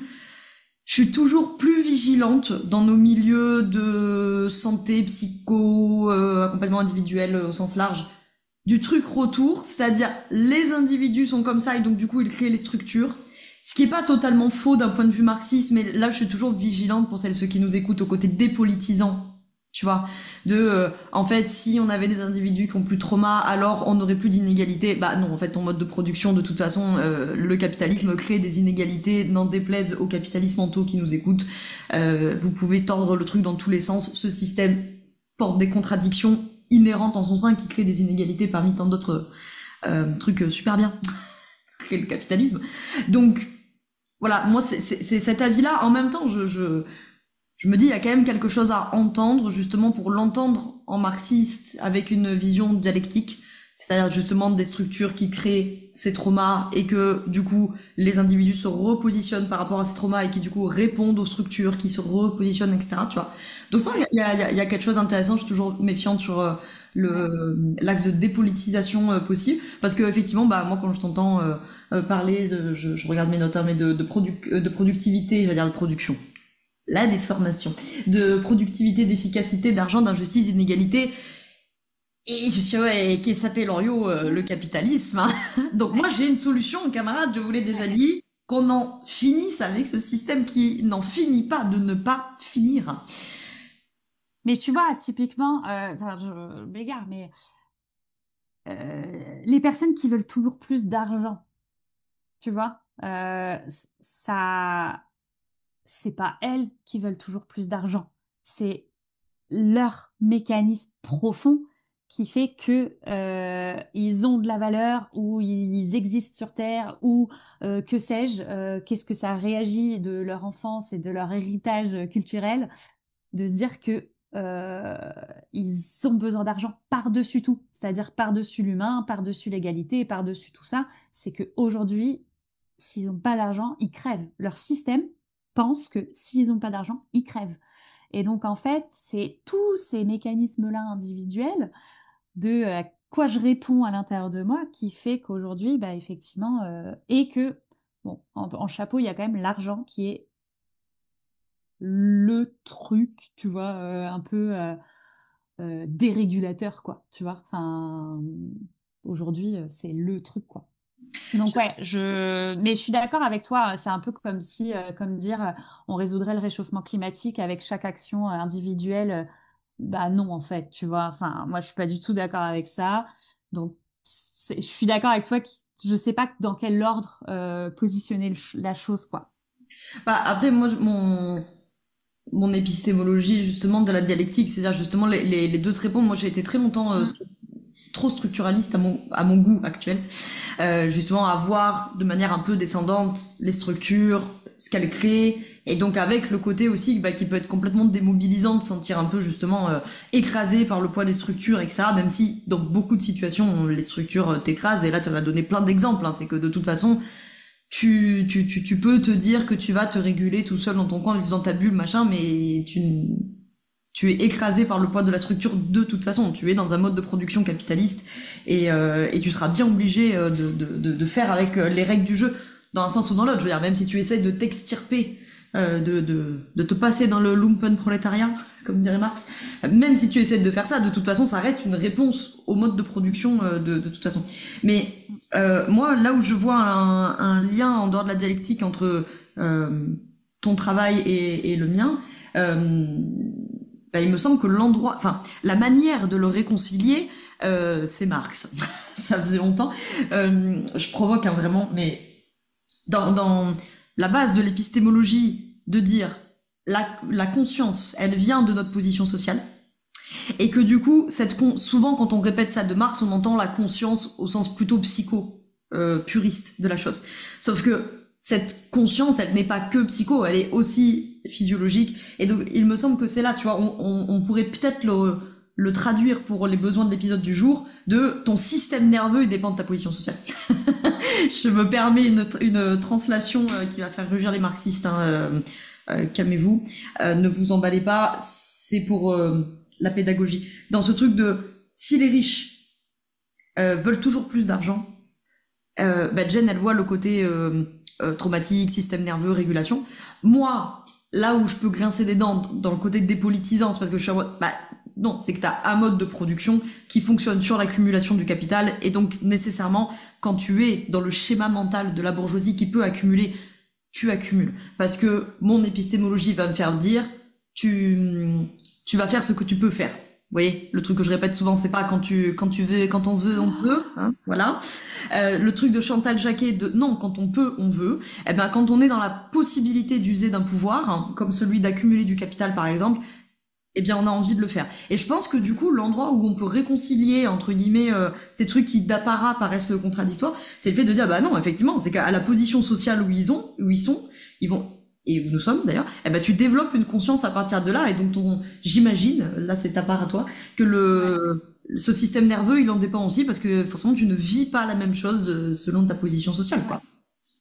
Ouais, ben complètement. Et puis encore une fois, de toute façon, c'est chaud. Il y a la position sociale et il y a ce qui en découle, c'est-à-dire ton système familial. Ça veut dire que ton système familial était dans cette position sociale, que les traumas de ta famille sont de ce type Tu vois, en fait, c'est même sans parler de position sociale, c'est vraiment toute ta structure. Enfin, ouais, c'est ce qu'on voit aussi. Hein, c'est à quel point ça se répercute de famille, enfin de génération en génération en génération les traumas. Donc en fait, ta position sociale, tu l'as pas eu juste sur cette génération. En général, ça fait pas mal de générations que t'es là. Donc je pense qu'effectivement tout s'imbrique. En fait, c'est tu te retrouves dans des schémas traumatiques dans ta position sociale euh, et que tout ça est pareil. Tu vois, si on revient sur le principe de neuroception, en fonction de ta position sociale, tu vas pas voir le danger pareil hein, dans ton quotidien. Hein, encore une fois, quand tu manques d'argent, quand au boulot tu as plein de managers toxiques, quand tu vois tout ça, en fonction de ta position sociale, tu vas pas du tout voir le danger pareil, donc ton système va pas du tout réagir pareil, etc. Du coup, ça ce sera encore plus difficile de remettre de l'équilibre en plus. Donc, puis encore une fois, là où je vois aussi le truc, c'est que tu peux pas, tu sais, tu vas avoir le réflexe de tourner en boucle sur tes traumas. C'est pas pour rien qu'on répète les schémas, hein. C'est juste qu'en fait, on est dans une boucle comme ça qui peut durer toute la vie si on s'y intéresse pas. Et puis en fait, bah, tu restes dans ta position sociale parce qu'en fait, tu tournes en boucle dans ton schéma, tu vois. Et t'as beau essayer d'en sortir, hein, tu vois, il y a des positions sociales où on a envie de sortir de cette position, mais on peut pas parce qu'en fait, on est embrigadé dans les schémas familiaux, générationnels, traumatiques, etc., etc., quoi. Oui, et puis parce que de toute façon tu n'as pas de Et mobilité. que de toute manière, oui, on est bien d'accord. Tu n'as pas Voilà. la possibilité d'en sortir. De toute façon, voilà, tu n'as pas de mobilité Ouais. sociale, ou très très peu en tout cas. Et avant qu'il y en ait un commentaire qui vienne me dire, ah, quand même, il y a des transfuges de classe. Hein. Oui, il y a des transfuges de classe. C'est bien, vous en connaissez deux parce que c'est des exceptions statistiques. Donc effectivement, bah vous n'en connaissez pas beaucoup parce qu'il y en a pas beaucoup. Moi, ce que je voulais dire, c'était le truc de, ça m'a fait penser, tu vois, dans la question féministe, quand on dit euh, et tu peux avoir les meilleurs alliés, entre guillemets, on s'entend, parce que les alliés, c'est la géométrie variable, mais bref. Les meilleurs alliés du monde, quoi qu'il en soit, ils n'ont pas le vécu phénoménologique. Hein. Souvent, on dit ça pour dire qu'ils n'ont pas le vécu du corps, ils n'ont pas le vécu de l'expérience, ce que c'est d'être une femme, par exemple, dans l'espace public, puisque tu parlais du danger, et donc justement d'être constamment en alerte du danger. Le mec qui est en face, il a l'air louche, à quelle heure je sors, à quelle heure je rentre, qui est-ce que je peux appeler, est-ce que je garde mes clés, au cas où est-ce que je mets des écouteurs pour faire genre que je suis occupée, mais qu'en fait je mets pas du son dans les écouteurs pour pouvoir entendre marcher le long des vitrines, pour avoir les reflets, blablabla, bref. Et donc du coup, ça j'imagine, pour le coup, c'est vraiment ce que tu es en train d'expliquer, c'est que du coup, ta position sociale, dans ta classe sociale femme, elle implique de développer la lecture du danger chez les hommes, enfin des hommes Ouais. plutôt. Et donc du coup, ton système nerveux, il apprend en boucle Ouais. à en avoir peur. Après, à juste titre, hein, déjà. Après, à juste titre, et puis après, ça dépend de ton vécu aussi, Bien sûr, bien sûr. du coup, en fonction, mais oui. Et en fait, là, tu donnes un exemple qui est hyper caractéristique, mais en fait, pour tout, ça fonctionne comme ça. Pour absolument tout. Donc, et oui, et c'est un très très bon exemple. Hein, redévelopper de la sécurité. Moi, je le travaille énormément, ça d'ailleurs, c'est un très bon. Mais redévelopper de la sécurité dans la rue en tant que femme, Bah, excuse-moi, mais non, tu ne seras jamais régulé là-dessus. Parce que l'environnement est menaçant. Point. Il n'y a pas de pas tous, blabla, peu m'importe. M'en fous pas tous, tu vois. Not all men, ok, hein. Voilà. Tu vois.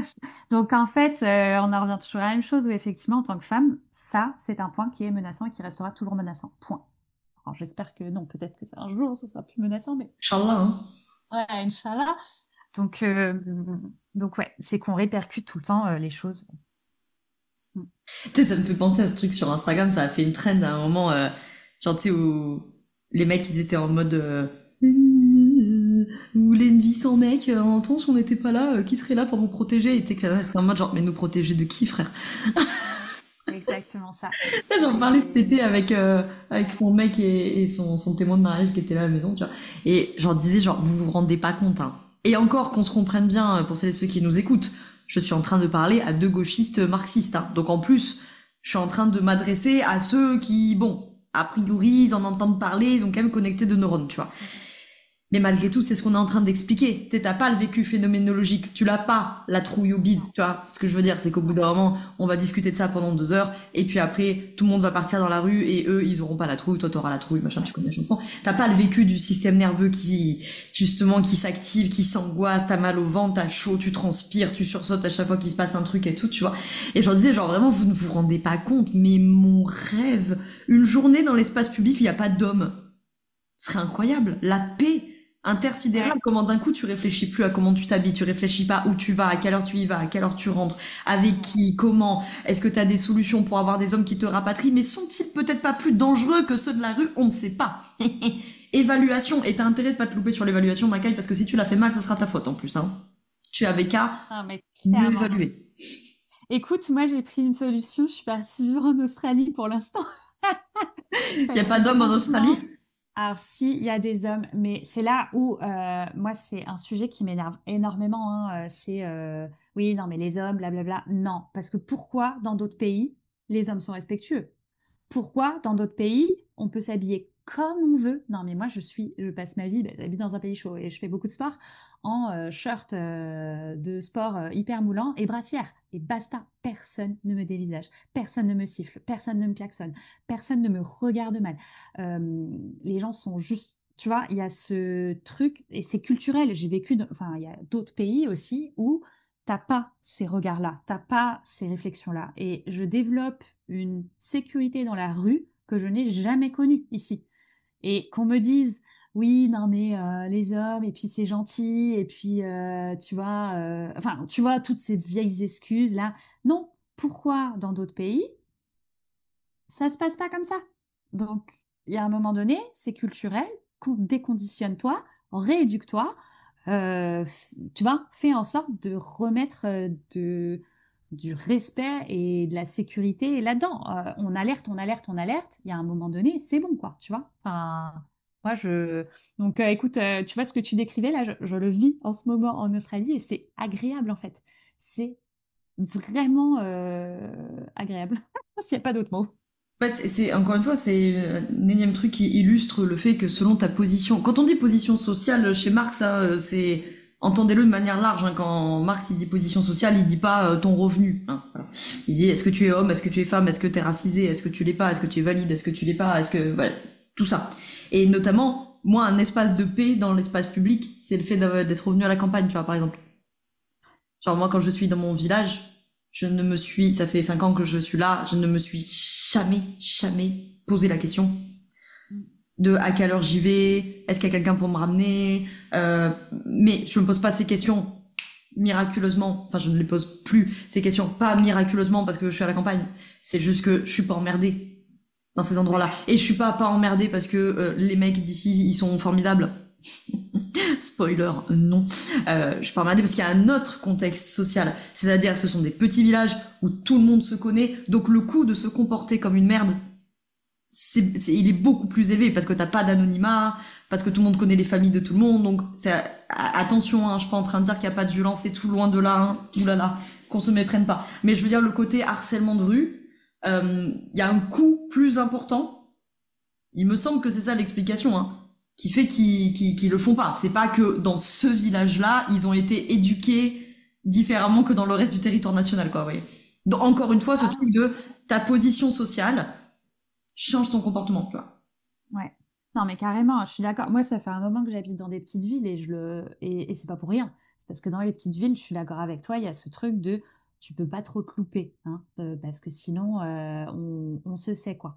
Et tu vois, tu pointes du doigt quand même un petit truc où tu me disais comment, tout à l'heure, tu me demandais qu'est-ce qu'on peut mettre en place pour être un peu plus dans le ventral, un peu plus régulé. Bah, en fait, un des trucs, un chapeau global, c'est ton environnement. Tu vois, comment être plus en ventral, c'est est-ce que chez moi ou dans mon environnement proche, j'ai des activateurs quotidiens chroniques, etc. Moi, quand j'habitais en grande ville, je passais le pas de ma porte, j'étais activée. Quand j'habitais à Lyon, j'étais suractivée. Moi, le meilleur moment de ma vie, c'était le confinement. Donc, c'est pour dire. Donc, encore une fois, c'est... mais pareil, hein, il y en a, ça va être de passer le pas de la porte et de rentrer chez elle ou de rentrer chez lui parce que c'est à l'intérieur de la maison, hein, l'activateur. Donc, j'entends l'environnement au sens très, très large. Mais en fait, il y a un moment donné, tu veux cultiver ça, bah, toi, tu sais très bien que tu vas continuer à être activé, etc. Mais tu as fait le choix de vivre à un endroit qui te régule de base. Tout comme moi, je fais des choix aussi. Mon environnement aujourd'hui, c'est ma priorité. Dans mon business, dans ma manière de vivre ma vie, c'est où je me sens bien. Et où je me sens bien, c'est là où je vais retrouver le max de sécurité. Et en ayant de la sécurité, je vais pouvoir, je sais plus en français, run mon business. Je vais pouvoir, je sais absolument plus Ouais, le mot. faire avancer. Voilà, faire avancer mon business parce que je suis en sécurité et que je suis pas en train de survivre à fait de passer le pas de ma porte pour aller me promener, en fait, tu vois. Donc, tu Je pointes du comprends. doigt un truc hyper important. Comment tu veux te réguler? Regarde autour de toi. Combien t'as d'activateurs? Et est-ce que tu peux pas changer ça, quoi? Et, dernière question qui me vient, parce que je vois le chrono à un moment donné, on va rendre l'antenne quand même. Tu vois, là, mon réflexe c'était de te dire, genre, je comprends phénoménologiquement. Tu vois, et pour celles et ceux qui nous regardent sur YouTube, tu vois sur ma tête que vraiment il y a le côté empathique au sens littéral de je vois exactement de quoi tu parles. Phénoménologiquement, donc je suis en train de traduire le fait que dans le corps, je vois très très bien cette sensation de sortir quand je vivais à Lyon, d'être activé tout le temps partout, les poubelles, les klaxons, l'odeur, le bruit, machin. Ça, du coup, c'est quoi en traduction système nerveux? C'est que je me rappelle de l'activation du sympathique, c'est ça? Ouais, exactement. Et du coup, là, tu vois, typiquement, ça réveille pas un trauma, mais par contre, tu vois à quel point ton corps se souvient. Je te raconte un truc et ton corps revit exactement la même chose que ce que tu vivais quand tu habitais à Lyon. Donc, imagine sur un événement traumatique. C'est-à-dire que effectivement, bah, il y a des choses dans tes actes qui vont venir. Et en fait, c'est comme ça qu'on va aller le travailler. C'est, oula, je suis en train de te parler d'un truc, je vois que ça active, on va aller creuser, ça va activer ta vie à Lyon. Et puis en fait, en allant activer encore enfin, en allant creuser un petit peu plus, retrouver de la sécurité, on va peut-être se rendre compte qu'en fait, ça date d'il y a 10 ans, tu as eu la même réaction. Et puis en fait, encore 10 ans avant, tu as eu la même réaction. Et on va revenir à la source de, ah tiens, la première fois que tu as eu cette réaction et que c'est resté bloqué, bah il s'est passé ça. Alors encore une fois, ça veut pas dire que ta réaction de lion est un trauma en 100 ans, mais tu vois, le corps, ça montre à quel point le corps se souvient. Et là, ce sont les gens qui nous entendent, ils peuvent se le dire. Observez en fait. Observez votre corps et vos réactions quand il se passe quelque chose. Votre corps, c'est une mine. Il va se fermer, il va se braquer. On va se réveiller avec une tension, on va se réveiller avec une douleur, on va se réveiller avec ta voix, elle va s'accélérer, ta voix, elle va se ralentir, ton cœur va s'accélérer, ta transpiration. En fait, tout ça, c'est des indicateurs de OK, je suis en train de passer dans un autre état. Et c'est pas grave, encore une fois. Mais OK, là, tu vois, quand je t'ai parlé de Lyon, bah, t'es passé potentiellement un peu en sympathique, tu vois, en mode, oh, ah, je me défends. Il faut absolument que j'arrête de t'en parler parce que j'ai deux questions. Donc à chaque fois, Heureusement que ça devait s'arrêter. ouais, c'est clair. Non, allez, non, sérieux. Je pose mes deux questions puis je m'arrête parce qu'on pourrait en parler très longtemps. Puis en plus, comme on est dans des domaines connexes, forcément, ça fait des liens de tous les côtés. Première question. Je vais faire dans ce sens-là. Est-ce que du coup, question, je vais te foutre dans un bourbier, hein, je te préviens, c'est une question politique. Puisque du coup, on a parlé de... Elle a plus de réseau, ça y est, elle est partie. Est-ce que, puisque du coup là on a bien compris que cette question de l'empathie phénoménologique, elle vient du fait que ah tiens je reconnais ton expérience parce que je l'ai vécu, j'en ai vécu une similaire. Ok. Moi j'ai une expérience de vécu de femmes cisgenres dans l'espace public, donc quand j'entends des nanas parler de leur peur dans l'espace public, je réagis dans tous les sens du terme. Mon corps aussi réagit parce que je suis en mode ah là ma sœur, je comprends. Ok. Quand je pense à certaines de mes amies qui vivent des expériences de racisme, je ne vais pas réagir avec la même ampleur, puisque moi, j'ai la chance de ne pas les vivre, mais je peux me projeter parce que j'ai un vécu quand même d'une discrimination, en l'occurrence sexiste, et donc je peux quand même représenter ce que ça doit faire.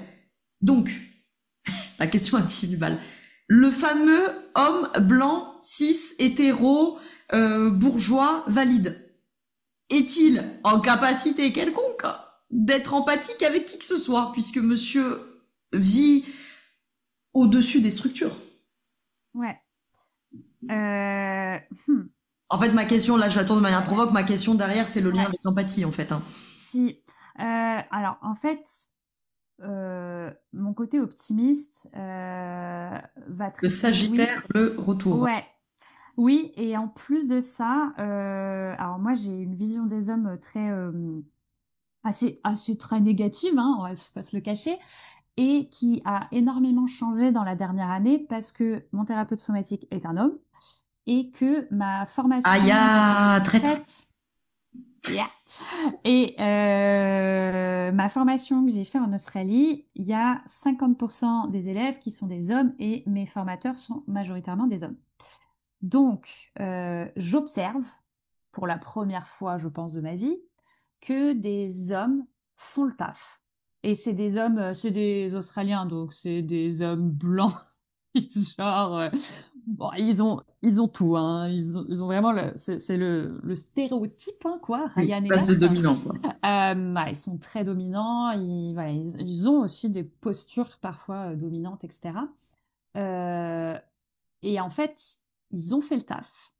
Ils ont traversé leur trauma, ils ont traversé des choses et ils me redonnent confiance en justement ces hommes. Et c'est pour ça, c'est ce que je te disais tout à l'heure quand je reliais à l'Australie, pourquoi ils n'ont pas le même respect, etc. C'est que ça développe ma conscience de me dire, en fait, si tu t'y mets, bah t'as les mêmes capacités. C'est juste qu'on part pas des mêmes bases.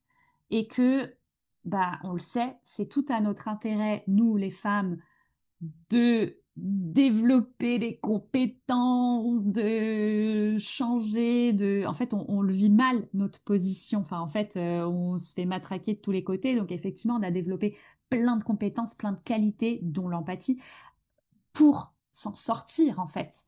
Et ce que les hommes, blancs, cis, etc., n'ont pas eu à développer et n'ont pas encore aujourd'hui à développer. Donc, ça veut dire que c'est un choix conscient, un choix rationnel de leur part, alors que nous, c'était pas un choix. C'est fais-le ou sois vraiment très mal dans ta vie. Donc, c'est pas vraiment un choix.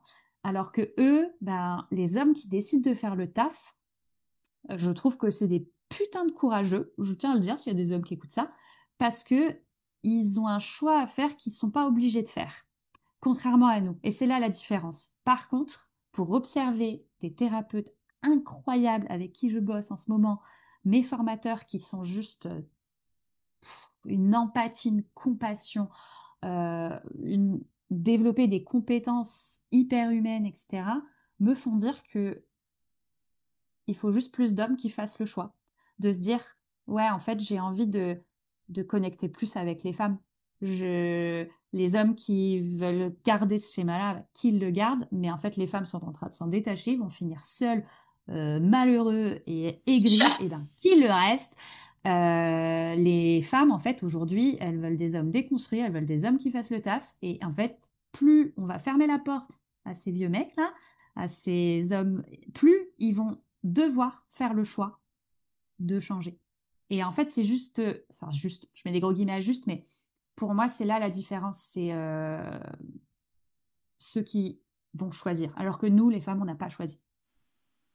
Donc, c'est plus long pour eux. Mais c'est mon avis perso. Là, c'est ma vérité à moi qui m'appartient qu'à moi, quoi.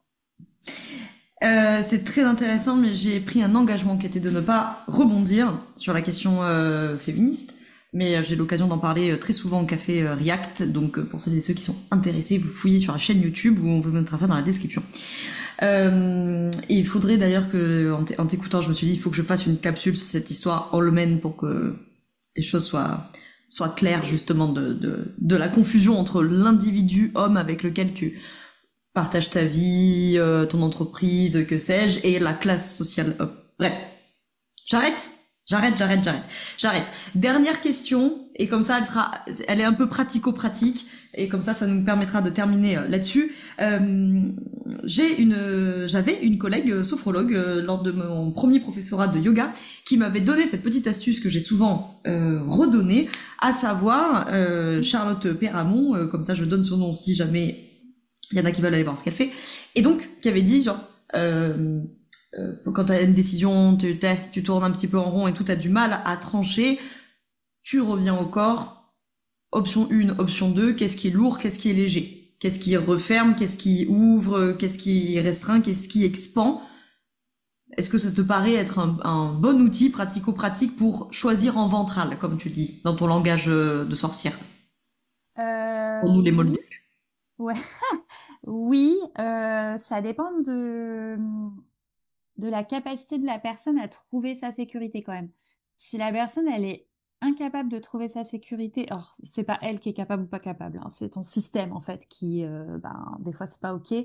Je trouve que ça a ses limites et c'est mon avis, c'est le risque, c'est qu'elle prenne une décision rationnelle dans la tête et que parce qu'en fait ce conseil-là fonctionne uniquement pour une personne qui a la capacité d'écoute de son corps. Et c'est clairement pas donné à tout le monde. J'ai énormément de clients, tu vois, là j'en ai encore eu une hier, qui m'a dit, en fait ça fait plus de 2 ans, je crois que je l'accompagne, qui là me dit, en fait c'est plus facile parce que maintenant j'entends mon corps. Mais avant, impossible. Donc dire à quelqu'un, est-ce que tu le ressens, est-ce que tu le ressens pas, ressentir quoi? Quelqu'un qui est majoritairement en dorsale, il ressent rien, il est juste dissocié de son corps. Donc en fait, tu vois. Donc je trouve que ça marche dans un contexte d'une personne qui a la capacité de savoir quand elle est contractée, pas contractée, qui a déjà une notion du corps. Une personne très en sympathique ou très en dorsale, très activée. Ouais, je sais pas. C'était un bon conseil à donner dans le cas du professorat de yoga, quoi. Exactement. Ouais, exactement. Ok, très bien. Merci beaucoup, Jen, d'avoir répondu à toutes ces questions. Est-ce que tu veux ajouter quelque chose avant qu'on arrête? Je crois que c'est déjà assez assez dense. Non, franchement, c'est déjà assez dense. Qu'ils n'hésitent pas à venir me voir s'ils ont des questions. On pourra en discuter, mais on va les laisser avec ça. Hein. Bien sûr, c'était la dernière question. Où est-ce que tu veux qu'on renvoie nos auditrices qui ont envie de te découvrir, de découvrir ton travail? Eh ben, qu'ils n'hésitent pas à venir sur Instagram me suivre. Sinon, je parle de ça en long, en large, en travers sur le podcast Healing, sortir du mode survie. Où d'ailleurs Laura va faire une intervention incessamment sous peu. Il faut qu'on s'organise parce que nos sujets, comme vous l'avez vu, sont bien connectés et c'est pas du tout mon domaine ce qu'elle fait, donc c'est intéressant. Mais ouais, en long, en large, en travers sur le podcast Healing ou sur Instagram. Ok, trop stylé. Merci beaucoup, Jen, d'avoir répondu à nos questions et à très vite. Ciao. Merci à toi, salut. Je te remercie d'avoir écouté cet épisode jusqu'au bout. Tu peux retrouver l'ensemble des informations et des liens en description de cet épisode. Si tu as des idées, des suggestions ou si tu as tout simplement aimé cet épisode et que tu veux me le dire, direction Apple Podcast pour laisser un commentaire et 5 étoiles. C'est ce qui permet au podcast d'aider plus de personnes et ça permet aussi de me soutenir. Tu peux aussi partager cet épisode à un entrepreneur ou une entrepreneuse qui pourrait en avoir besoin. Je te souhaite une très belle journée ou une très belle soirée selon quand tu m'écoutes et surtout, je te souhaite d'être bien dans ta boîte. Ciao, ciao.